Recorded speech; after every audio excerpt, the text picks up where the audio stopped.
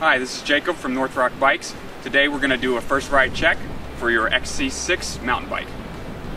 Most mountain bikes, including the XC6, come equipped with directional tires. The directional arrow may be located on the sidewall. You'll know that the tires and wheels are facing in the correct direction if the disc rotor is lined up with the caliper, and the rotors on the front and back of the bike are on the same side of the bicycle. It should be the left-hand side of the bike. You also want to make sure that your handlebars, shifters, and brakes are at about 45 degrees. Some folks prefer them a few degrees up or down from that. In order to adjust the angle of your handlebars, you need to loosen your stem cap bolts. You rotate the handlebars and snug the bolts back down. When you're snugging down your stem cap bolts, you want to alternate the bolts as you tighten them. We also want to make sure that our top cat bolt and the two pinch bolts that secure the stem onto the fork are properly snugged. We also want to make sure that our pedals are secured to the crank.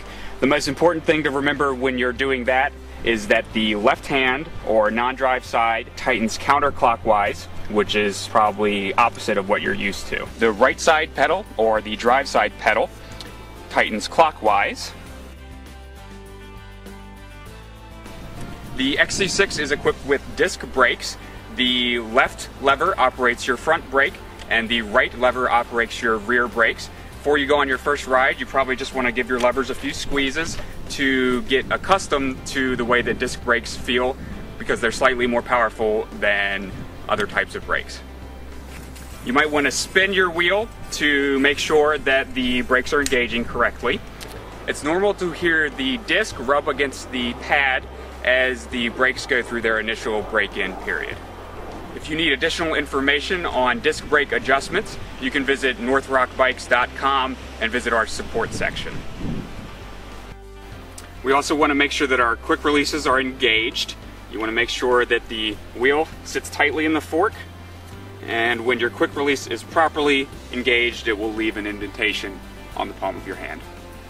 We also have a quick release located on the seat posts so that you can easily raise and lower the height of your saddle. You also want to make sure that your bike has a white reflector on the handlebars facing forward, a red reflector on the seat posts facing rear. It also comes with reflectors located in the spokes of both the front and rear tires and on the front and back of each of the pedals. We also want to make sure that our tires are properly inflated. The correct PSI is located on the sidewall of both front and rear tires.